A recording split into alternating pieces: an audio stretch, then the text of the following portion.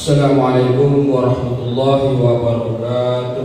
Waalaikumsalam warahmatullahi wabarakatuh. Alhamdulillah. Alhamdulillahilladzi syahru Ramadan alladzi unzila fihi al-Qur'an. Asyhadu an la ilaha illallah wahdahu la syarika lah wa asyhadu anna Muhammadan abduhu wa rasuluhu la nabiyya ba'dah. Allahumma salli ala sayyidina Muhammadin nabiyil ummi wa ala alihi wa ashabihi wa man tabi'ahu wa man wala. Qala Allah ta'ala fi Qur'anil 'azim, a'udzu billahi minasyaitonir rajim. Bismillahirrahmanirrahim. Ya ayyuhalladzina amanu taqullaha haqqa tuqatih wa la tamutunna illa wa antum muslimun.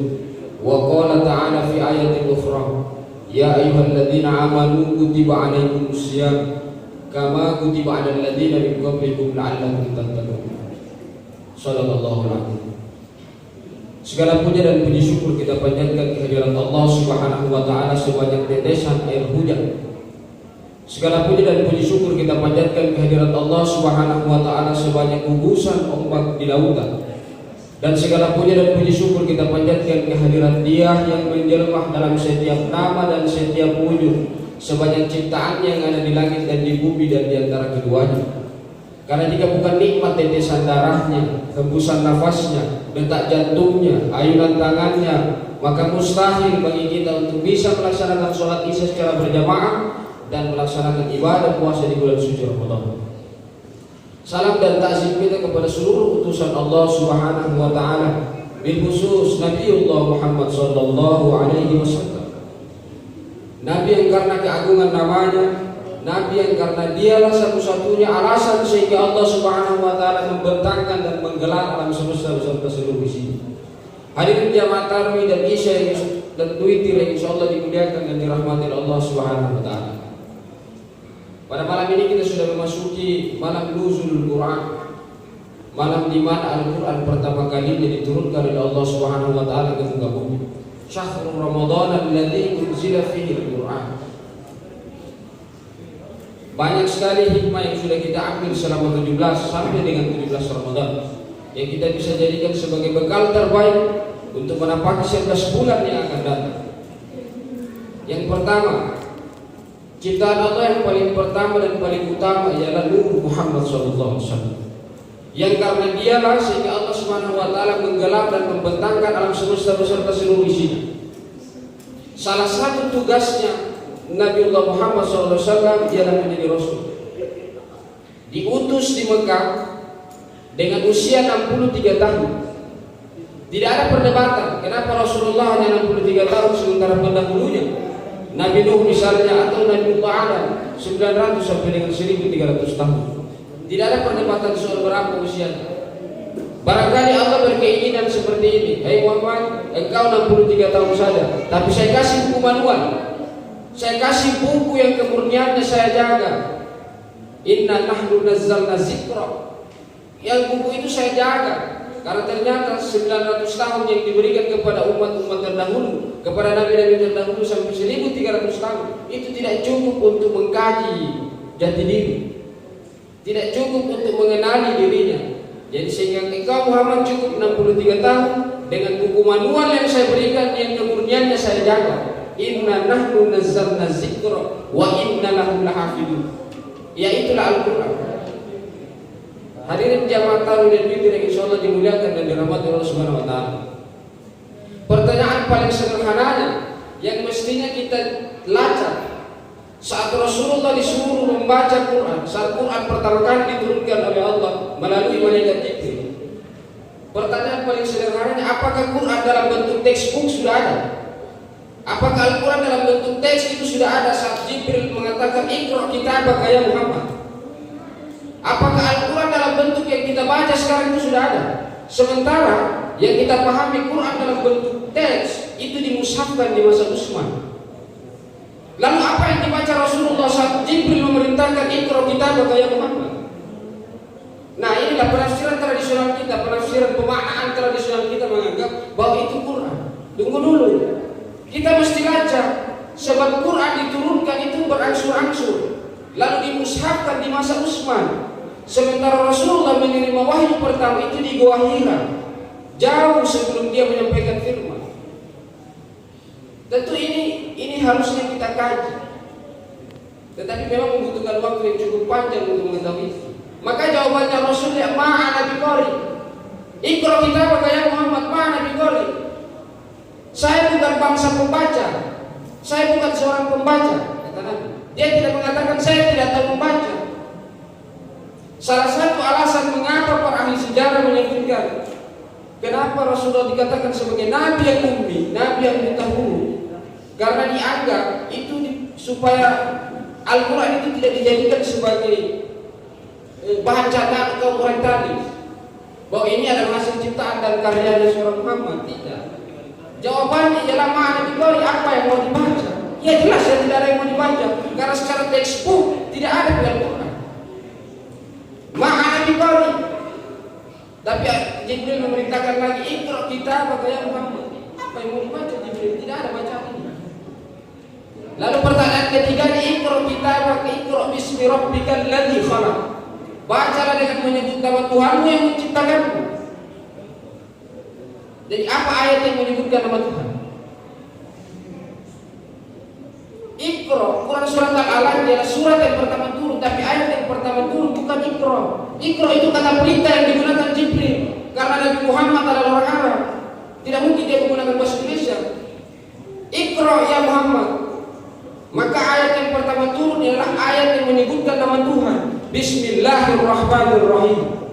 Bukan Iqra. Kalau surat yang pertama turun Quran surat Al-Alaq, tapi kalau ayat yang pertama turun Bismillahirrahmanirrahim, karena itu selaras dengan pertanyaan Jibril, Iqra bismi rabbikal ladzi khalaq. Bacalah dengan menyebut nama Tuhan. Nama salah satu ayat yang menyebut nama Tuhan adalah Bismillahirrahmanirrahim.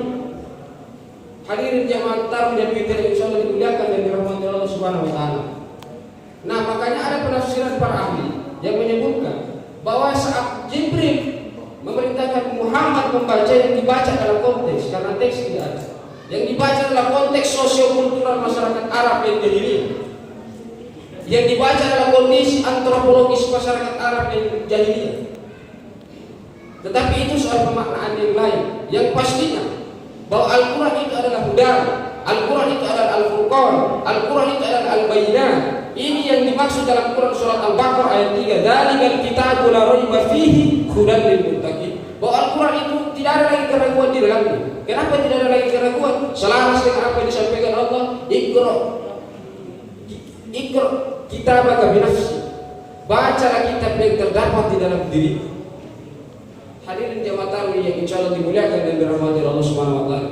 Ramadan itu menjadi istimewa karena salah satu alasannya diturunkan Al-Quran. Itu yang pertama. Yang kedua, ada aktivitas puasa di dalamnya. Puasa itu apa? Menahan diri, tahu batas, tahu sifat. Itu puasa. Jadi puasa itu tidak ada persoalan tidak makan dan tidak minum. Puasa harus diperlebar definisinya dan diperpanjang. Bahwa tidak melihat sesuatu yang bukan harta, itu juga puasa. Tidak mengambil sesuatu yang bukan miliknya, itu juga puasa. Puasa itu jangan dianggap bahwa tidak makan dan tidak minum. Dan jangan sekali dianggap bahwa puasa itu hanya terjadi di Ramadan. Puasa itu adalah aktivitas yang harusnya kita lakukan sepanjang kita hidup. Karena puasa itu mengerti kita, menahan kita agar kita tahu batas. Mana batasan-batasan kita, kapan makan dan kapan sahur. Itu kan diatur dalam puasa. Nah, kalau kita bawa 11 bulan yang akan datang, apakah terjadi ketimpangan kalau kita bawa selama 11 bulan yang akan datang? Kita tahu bahwa ini bukan milik kita, maka kita tidak akan ambil. Itu kan puasa namanya. Nah, peradaban dan pemikiran kita masih menganggap puasa itu persoalan tidak makan dan tidak minum. Maka sangat sulit mencapai derajat takwa, karena ternyata puasa hanya merubah jadwal makan. Hadirin jamaah tarawih dan witir yang insyaallah dimuliakan dan dirahmati Allah Subhanahu wa taala. Nah, ujung dari perintah puasa dalam rukun Islam ialah zakat. Jadi setelah orang berpuasa, setelah orang tahu mempuasai dunia, setelah orang tahu bahwa ternyata Allah tidak membutuhkan segala hal tentang diri kita, karena puasamu untukku dan aku sendiri yang akan mengganjar balasannya. Artinya bahwa Allah tidak butuh materi, Allah tidak butuh segala hal yang melekat pada identitas kita yang kerap kali kita bangga-banggakan. Allah tidak butuh, karena Allah hanya butuh lapar tak, haus tak, bahkan menahan hubungan seksual tak yang Allah butuh. Allah hanya butuh kita menahan diri bahwa kita adalah manusia, bukan malaikat, apalagi selain malaikat. Bahwa manusia punya potensialitas untuk meremote dirinya. Kapan berhenti, kapan gas, kapan rem, itu manusia. Remote-nya ialah bahwa ternyata Allah menjadikan manusia sebagai khalifah fil ardh, sebagai khalifah, sebagai pemakmur bumi. Kalau tidak dia lakukan, maka benar apa yang dikatakan Allah bahwa manusia itu zaluman jahula, bodoh dan zalim. Kalau dia sudah bodoh dan zalim, maka dia adalah asfala safilin, seburuk-buruk ciptaan. Padahal manusia merupakan ahsani tadbir, puncak dari ciptaan. Hadirin jamaah taklim yang insyaallah dimuliakan dan dirahmati Allah Subhanahu wa taala. Makanya kenapa puasa itu menjadi titik penentu antara sholat dan zakat. Sementara dalam klasifikasi Quran disebutkan bahwa cirinya orang mukmin itu satu. Alladzina yu'minuna bil ghaibi wa yuqimuna ash-sholata wa mimma razaqnahum yunfiqun. Bahwa orang mukmin itu dia mendirikan sholat dan menginfakkan sebagian rezekinya. Di Quran surat Al-Anfal ayat 3, innal mu'minuna alladzina idza dzukirallahu wajilat qulubuhum wa idza tuliyat 'alaihim ayat. Di ayat yang ketiga ada alladzina yu'minuna, bahwa orang mukmin itu kalau disebutkan namanya Allah bergetar hatinya, dan kalau dibacakan ayat-ayat tentang Allah bertambah kuat imannya, dan dia mendirikan sholat dan menginfakkan sebagian rezeki. Sebelum sholat, sebelum zakat ada puasa. Tahu batas. Makanya kenapa setelah puasa kita diperintahkan untuk berzakat? Tidak semuanya Allah suruh, tidak semua harta yang Allah suruh. Makanya suatu ketika Nabi pernah mengutus seorang sahabat untuk mengambil zakat kambingnya seorang sahabat. Kata sahabat, ya Rasul, apakah yang saya ambil adalah kambing terbaik? Kata Rasul, tidak, jangan. Lalu kambing terburuk juga jangan. Lalu ya Rasul, kambing yang mana? Tidak terlalu baik dan tidak terlalu buruk, di tengah-tengah. Makanya Islam itu sangat meniscayakan orang yang pemurah, melarang orang yang gigih tapi tidak membenarkan orang yang boros. Jadi Islam itu tidak membenarkan orang gigih tapi juga tidak membenarkan orang yang boros. Di antara boros dan gigih ialah pemurah. Itulah yang dimaksud dengan zakat. Di dalam Quran surat At-Taubah ayat 60 ada beberapa klasifikasi orang yang berhak menerima zakat. Salah satunya ya fakir dan miskin. Fakir dan miskin itu beda. Orang miskin itu makan hari ini, besok masih ada bekalnya. Tapi kalau orang fakir, hari ini dia makan, besok dia cari lagi. Itulah perbedaan fakir dan miskin. Salah satu orang yang berhak untuk mendapatkan zakat. Nah, kalau kita tidak lakukan, maka kita salah satu orang yang mendapatkan ganjaran berdasarkan warning Allah dalam Quran surat Al-Ma'un. Bahwa sungguh celaka orang-orang, ara'aital ladzi yukadzibu bid-din, fadzalika alladzi yad'ul yatim. Bahkan orang yang sholat saja celaka. Kenapa? Karena menghardik anak yatim dan tidak menyantuni anak fakir dan miskin. Jadi ada benang merah antara orang yang mendirikan sholat dan menginfakkan sebagian rezeki yang kami berikan kepadanya.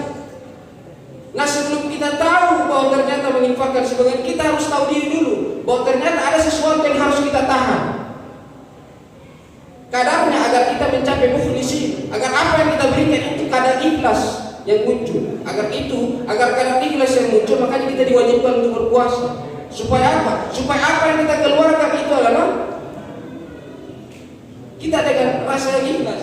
Makanya suatu ketika Hasan Husain bin Ali ditanya, uang saya 10 dirham, saya berikan 3 dirham, maka berapa sisa uang saya? Jawaban matematikanya ialah 7 dirham. Uang saya 10 dirham, saya berikan 3 dirham, maka jawaban matematikanya sisa uangnya adalah 7 dirham. Tapi jawaban tasawufnya, dalam perspektif tasawuf, maka sisa uangnya ialah 3 dirham. Karena harta yang sesungguhnya ialah harta yang dia berikan kepada orang, bukan apa yang dia simpan dan deposito di bank. Uangnya 7 dirham, dia berikan 3 dirham, maka harta yang sesungguhnya ialah harta yang dia berikan kepada orang, bukan apa yang dia simpan. Itulah sebabnya Komarudin Hidayat menyebutkan orang yang kerap menyantuni orang lain itu dan orang yang kerap menyimpan deposito hartanya itu seperti air yang mengalir dan air yang tersedak. Air yang mengalir itu akan menghidupi tumbuh-tumbuhan yang baru, akan menjadi benih-benih harta yang baru. Tetapi apa yang disimpan itu akan menjadi sumber penyakit. Hadirin jamaah taklim yang insyaallah dimuliakan dan dirahmati Allah Subhanahu wa taala.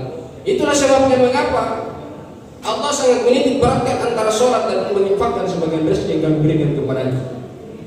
Kalau ini dilaksanakan, kalau zakat, infak dan sedekah dilaksanakan, maka kita akan bisa menekan tingkat kesenjangan ekonomi dan keadilan sosial. Islam sudah punya rujukan dan formula yang sangat bagus, yaitu zakat, infak dan sedekah. Tetapi faktanya kerap kali tidak pernah terjadi. Makanya dalam gambaran formulasi dalam memupuk kesenjangan Profesor Dr. Amin Rais, zakat 25% itu tidak cukup untuk menekan tingkat kesenjangan. Mestinya kita ambil zakat profesi juga, kata Profesor Amin Rais. Tetapi yang pastinya Islam sangat punya formula dalam memupuk kesenjangan. Makanya ada seorang syekh namanya Syekh Mutawalli Asy-Sya'rawi. Dia bilang begini, jika ada orang miskin di negeri kaum muslim, maka pasti ada orang kaya yang merampas hartanya. Iya jelas. Kenapa? Karena ternyata sholatnya tidak mampu menjadi perisai untuk melihat saudaranya yang lain. Berdasarkan Quran surat Al-Maun, bahwa ternyata orang yang sholat itu celaka apabila 3 indikator ini dia penuhi. Salah satu indikatornya ialah tidak memberikan fakir dan miskin makan. Sementara orang fakir dan miskin berada di negeri kaum muslim, itu kan kontras, itu paradoks. Artinya sholatnya tidak mampu menjadi piranti sosial buat dirinya dan orang lain. Makanya jika ada orang miskin di negeri kaum muslim, maka pasti ada orang kaya yang merampas hartanya. Hadirin jawatan yang insyaallah dimuliakan dan dirahmati Allah Subhanahu wa taala. Sebagai sebuah kesimpulan, bahwa puasa hendaknya menjadikan kita sebagai manusia. Itu yang pertama.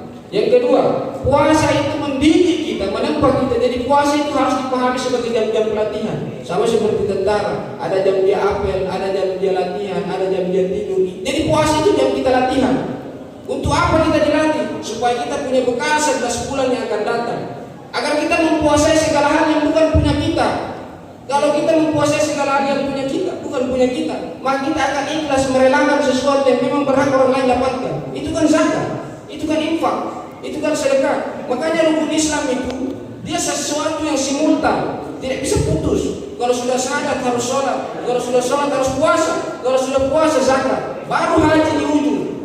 Jangan lompat langsung haji tidak zakat, tidak laksanakan, tidak realisasi. Buat ternyata ada saudara saya di samping rumah yang tidak makan. Hadirin jamaah tarawih dan witir yang insyaallah dimuliakan dan dirahmati Allah Subhanahu wa taala. Demikianlah yang dapat saya sampaikan. Lebih dan kurangnya saya mohon maaf.